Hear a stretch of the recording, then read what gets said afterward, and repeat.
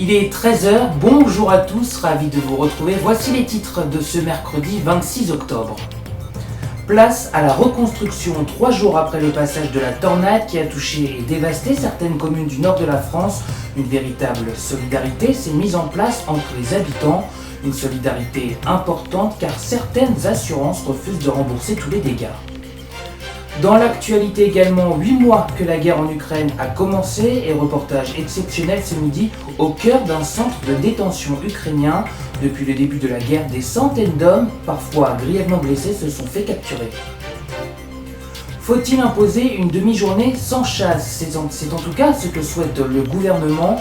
Il a présenté hier son plan pour sécuriser la pratique. Chaque année, une centaine d'accidents se produisent en France. Enfin, c'était hier midi, un rendez-vous attendu par les amoureux d'astronomie. Une éclipse partielle de soleil a pu être observée en France. Il fallait se trouver à Strasbourg pour en profiter le plus possible. Document à la fin de ce journal. 3 jours après le passage de la tornade qui a touché le nord de la France, l'heure est désormais à la reconstruction, déblayer les gravats, sécuriser les habitations.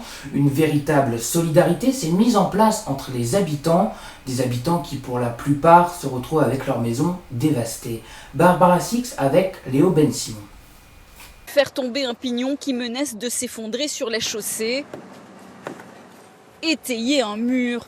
Place désormais à la reconstruction. Un travail colossal qui passe par l'état des lieux de chaque maison sinistrée. Il faut intervenir au niveau de la couverture pour sécuriser les... L'après-midi, il y a une entreprise qui va venir pour ça. Oui. Ah, très bien. Les architectes de l'urgence sont des bénévoles mandatés par les autorités. Leur diagnostic est précieux. Là ici au-dessus, il y a des études qui posent problème, il y a un tas de bricoles qui posent problème en couverture. La maison en l'état, elle n'est pas habitable tant que ça n'a pas été réglé. Et puis parce qu'il faut sécuriser pour que monsieur puisse vivre dans des conditions normales sans risquer de prendre une tuile sur la tête, quoi. J'en pense quoi ? Oui, la situation n'est pas fort belle, mais il y a pire.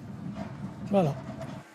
Après leur passage, les maisons sont classées selon leur habitabilité. Dans le cas de cette retraitée, le verdict est sans appel. On nous avait dit qu'on allait la rayer. Donc apparemment, on ferait tomber le premier étage parce que c'est dans un état. Et puis ils reconstruiraient. Donc je suis prête même à rester 2 ans, voyez-vous, je suis prête à rester 2 ans et puis récupérer mes souvenirs, ma maison. Dans le village, 48 maisons comme celle-ci sont en péril. Pour celles qui tiennent encore debout, le plus urgent, c'est la toiture à restaurer. Ça va aller ? Ouais. Le travail va être bon. Un autre chantier de grande ampleur pour ce professionnel. Ici dans Biaucourt, je pense qu'il y a à peu près un an de travail. Donc ça va être très dur pour les gens. Pour les sinistrés, c'est pourtant une course contre la montre avant l'hiver et la menace de nouveaux aléas climatiques. Alors comment vivre après un tel sinistre ? Des centaines d'habitants se retrouvent avec des maisons inhabitables. Il faut donc faire fonctionner les assurances. Mais problème, elles ne remboursent pas forcément tous les dégâts. Tout dépend du type de contrat, d'autant plus qu'en France, les tornades ne sont pas considérées comme des catastrophes naturelles. Stéphanie Pérez, Eleana Bonas et Mathias Barrois. Dans les rues de Conty, dévastées par la tornade, des sinistrés en quête d'informations sur leur indemnisation. Les 3 véhicules de cette habitante se retrouvent hors d'usage. Et les premières nouvelles ne sont pas bonnes. Oui, les 3 voitures, ils sont abîmés. Ils nous remboursent rien. Il m'a envoyé un mail hier comme quoi il la prenait pas en compte. Des habitants plus ou moins bien assurés. Dans son jardin ravagé, Laurent Van Oetegem, encore désorienté, est suspendu à la première visite de son assureur. On se demande toujours est-ce qu'on est bien assuré, est-ce qu'on a bien pris les bonnes clauses ou est-ce qu'on n'a pas oublié quelque chose dans les contrats. C'est toute la problématique. Voilà, c'est ça, quoi. Pas de conclusion immédiate pour l'expert. Tout dépend du contrat habitation et de la nature des dégâts constatés. Je viens de prendre les photos de tous les dégâts qu'il y avait eu sur son jardin à Laurent, afin de pouvoir les transmettre directement sur le dossier sinistre, que les gestionnaires de sinistres et l'expert, avant même de pouvoir faire l'indemnisation, aient déjà le visu des dégâts pour pouvoir les chiffrer. L'inquiétude est d'autant plus grande que les communes ont eu une mauvaise surprise. En métropole, les tornades ne sont pas considérées comme des catastrophes naturelles. Ça ne serait pas catastrophe naturelle, car d'après les textes de loi, la catastrophe naturelle, ça serait uniquement dû aux inondations, tout ce qui touche l'eau en fait. Sans arrêté de catastrophe naturelle, chaque habitant sera soumis aux conditions de son contrat d'assurance. Quant à ceux qui n'avaient pas d'assurance habitation, aucun recours possible.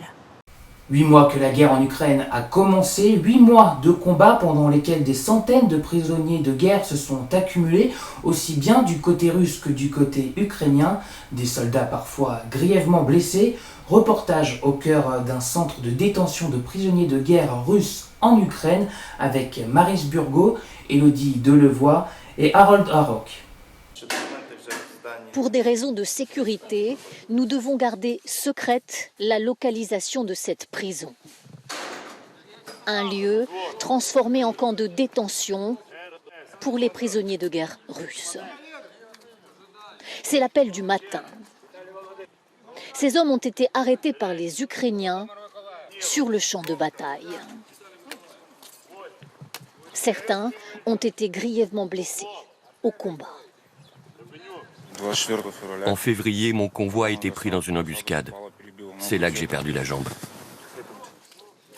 Dans ce centre, ils sont plusieurs centaines, mais les autorités de Kiev ne donnent aucun chiffre précis. Nous visitons ce lieu en présence du directeur de la prison. Ces hommes acceptent de nous parler, mais savent qu'ils sont écoutés par les gardiens ukrainiens. Leur parole n'est pas contrainte, mais elle est forcément maîtrisée. Ils ont droit chaque jour à 2 heures de télévision. Le programme d'information est bien sûr ukrainien. Moi, je ne comprends rien. Parce que les autorités russes nous disaient des choses, et ici, à la télévision, j'entends tout le contraire. J'essaie de comparer, mais rien n'est clair. Les autorités ukrainiennes ont appris de leurs erreurs. Au début de ce conflit, elles ont été beaucoup critiquées pour avoir, par exemple, organisé des conférences de presse pendant lesquelles les prisonniers russes se livraient à un repentir devant les caméras. Des Ukrainiens qui essaient aujourd'hui de nous prouver que ces méthodes n'ont plus cours. Ils nous disent que ces soldats sont traités dignement en respectant la Convention de Genève sur les prisonniers de guerre. Nous demandons aux gardiens de sortir de ce dortoir pour pouvoir parler plus librement. Ces hommes nous expliquent être bien traités et autorisés à appeler de temps en temps leurs proches. Tous parlent surtout de quitter ce lieu dans le cadre d'un échange avec les prisonniers ukrainiens en Russie. Je dis à ma mère que je vais bien, que je suis en bonne santé, mais que j'attends désespérément d'être échangé. Je la supplie de ne surtout pas trop s'inquiéter. À l'infirmerie, 2 prisonniers de 20 et 21 ans. Le plus jeune a été amputé des 2 jambes. Il a sauté sur une mine, sur le front. Les Ukrainiens l'ont opéré et soigné, nous dit-il. Je n'ai pas le moral. Il faut que je me ressaisisse. Je dois me tenir debout à nouveau un jour. J'espère que j'aurai des prothèses. Et alors, je revivrai. Le comité international de la Croix-Rouge a visité ce camp de détention, mais cet organisme n'a pas publié ses conclusions.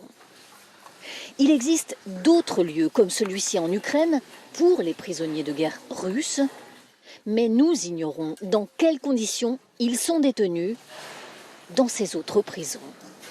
Le gouvernement a dévoilé hier son plan pour sécuriser et encadrer la pratique de la chasse. Chaque année, on compte près d'une centaine d'accidents liés à cette pratique. Et c'est pour cela que le gouvernement souhaite donc imposer une demi-journée sans chasse, par exemple le dimanche à partir de 14 h. Julien Nény. La scène se déroule ce week-end, près de Saumur, dans le Maine-et-Loire. Des vététistes demandent des comptes à ce chasseur, ici en rouge. On a vu le canon comme ça. Vous êtes complètement débile. Ça va pas. L'un des promeneurs montre même les traces de plomb laissées sur son corps. Moi je porte plainte. C'est pas possible. En tout, 3 membres du groupe ont été touchés, dont 2 sur leur casque de vélo. Parmi eux, Clara, 17 ans, qui ne décolère pas. Si on en est arrivé au moment où les chasseurs maintenant nous tirent dessus alors qu'on est en train de faire une promenade tranquillement, là c'est plus possible. Ces dernières semaines, plusieurs incidents de chasse de ce type ont été recensés un peu partout en France. Pourtant, à en croire les chiffres officiels, en 21 ans, leur nombre a largement baissé. De 232 en l'an 2000 à 80 l'an passé, tendance accentuée, il est vrai, par la crise sanitaire. De quoi inciter le gouvernement à poursuivre l'effort. Parmi les mesures envisagées, imposer une demi-journée sans chasse, par exemple le dimanche à partir de 14 h, ou encore créer un délit d'alcoolémie. En clair, instaurer pour les chasseurs la même règle que pour les automobilistes, pas plus d'un demi-gramme d'alcool par litre de sang. Du bon sens, selon ce chasseur, mais il dénonce des accusations caricaturales. La plupart des chasseurs ne vont pas à la chasse alcoolisée, quoi. Pour moi, c'est une aberration de partir à la chasse alcoolisée. On part avec une arme. Selon un récent rapport sénatorial, 9% des accidents de chasse sont liés à l'alcool. Limiter la consommation, une intention saluée par ce collectif anti-chasse. Il s'agit quand même d'hommes avec des armes dans les mains. Donc pour nous, c'est le minimum qui reste à faire. Après, à voir si ça va être contrôlé, parce que s'il n'y a pas de contrôle, ce sera une mesure qui ne sert à rien. Le gouvernement prévoit justement de confier ces contrôles aux 1700 agents de l'Office français de la biodiversité. Bonjour monsieur, la police de l'environnement. Après concertation avec les chasseurs, ces nouvelles mesures pourraient entrer en vigueur dès la fin de l'année. Vous avez peut-être pu l'observer, hier midi, une éclipse partielle de soleil était visible en France. Seuls 19% du disque solaire était occulté par la Lune. Il faudra attendre quelques années encore pour pouvoir profiter à nouveau de ce spectacle. Anne-Christine Roth. Pour observer une éclipse, il y a plusieurs techniques. Les bonnes vieilles lunettes de protection. C'est très beau.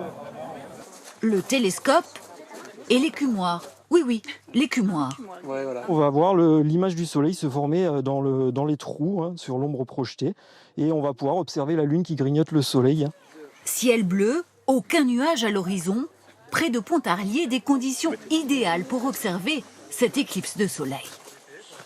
Des fois, les lunes, elles sont pas pleines. Et là, il n'est pas plein le soleil. Du coup, on a l'impression que c'est la lune. Plus précisément, c'est la lune qui s'intercale entre la Terre et le soleil et qui le cache en partie. Cette fois, l'éclipse est partielle. Seuls 19% de notre étoile sont occultés. Pas de quoi freiner l'enthousiasme de se passionner. On voit sur le bord de la Lune, en fait, on voit que c'est pas un bord parfaitement sphérique. On voit des petits reliefs, les reliefs de la Lune, quoi. Il y a quand même des montagnes de 2-3 km d'altitude. Aujourd'hui, Strasbourg était, dit-on, le meilleur endroit pour observer le phénomène. L'endroit le plus favorable pour voir cette éclipse, c'est vers le Kazakhstan. Et Strasbourg, c'est la ville la plus proche de France, proche du Kazakhstan. Parmi ceux qui se pressent à l'observatoire, il y a les vétérans, ceux qui ont vu l'éclipse totale il y a 23 ans. Ça m'a ramené en 99, voilà, quand j'ai partagé ce moment avec mes fils. Et voilà, il reste quand même toujours quelque chose, c'est un moment un peu spécial. Rendez-vous est pris pour le 12 août 2026 pour la prochaine éclipse totale. Et c'est la fin de ce journal réalisé dans des conditions particulières en raison de plusieurs problèmes techniques. Merci pour votre fidélité, on se retrouve très bientôt. Bon après-midi à tous.